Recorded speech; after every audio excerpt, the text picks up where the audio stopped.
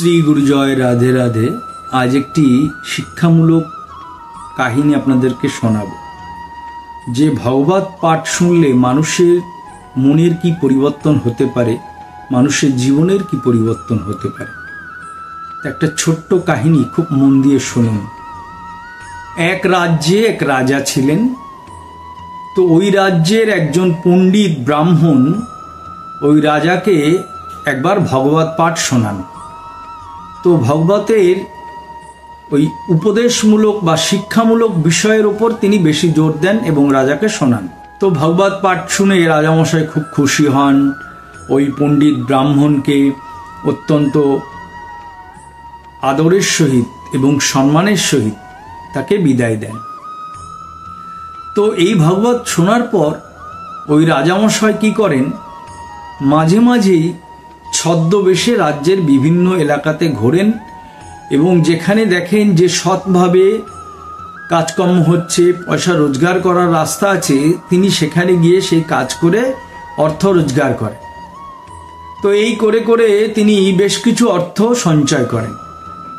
তারপর একদিন ওই অর্থ নিয়ে তিনি ওই পণ্ডিত মহাশয়ের বাড়িতে যান এবং তাকে প্রণাম জানিয়ে ওই অর্থ তিনি তাকে দেন। তো যখন তিনি এই অর্থ দিচ্ছেন, তারপর ওই রাজামশাইকে পণ্ডিত মশাই জিজ্ঞাসা করেন যে, মহারাজ, আমি তো সেদিন ভগবত পাঠ করেছিলাম, তো সেদিন তো আপনি আমাকে খালি হাতে বিদায় দিয়েছিলেন, কোনো কিছু অর্থ আমাকে দেননি বা অন্য কোনো কিছুও দেননি, কিন্তু আজকে আপনি এই অর্থ আমাকে দিচ্ছেন, এর কারণ কি?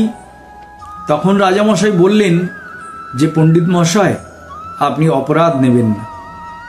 আমার কোষাগারে যে সমস্ত অর্থ আছে সবই রাজ্যের যে করদাতারা আছে তাদের থেকে নিয়ে সেই কোষাগারে রাখা আছে। তো সেই করদাতাদের মধ্যে অনেকেই আছেন যে তারা অসৎ পথে রোজগার করেন। তো সেই অসৎ পথের টাকাও সেখানে আছে, সেই অসৎ পথের অর্থও সেখানে আছে।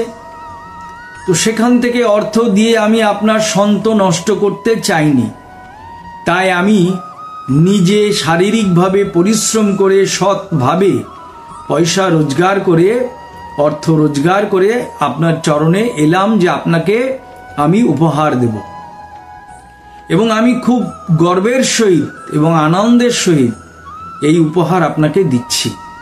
তো রাজামশাইয়ের এই কথা শুনে পণ্ডিত মশাই অত্যন্ত খুশি হলেন এবং রাজামশাইকে তিনি প্রাণ ভরে আশীর্বাদ করলেন। অর্থাৎ মানুষ যখন অন্ধকারে থাকবে, মানুষের বোধ শক্তি থাকবে না, মানুষের সঠিক চিন্তা ভাবনা করার ক্ষমতা থাকবে না, এবং মানুষ কোনটা ঠিক কোনটা ভুল এগুলো বোঝার বিচার যখন তার থাকবে না, তখন কিন্তু সে সঠিক কাজটি করতে পারবে না। কিন্তু যখনই শ্রীমদ্ ভগবদ গীতা, গীতা, মহাভারত, রামায়ণ এগুলো সে পড়বে বা শুনবে, জানবে, তখনই তার মধ্যে বিচারবোধ জাগ্রত হবে।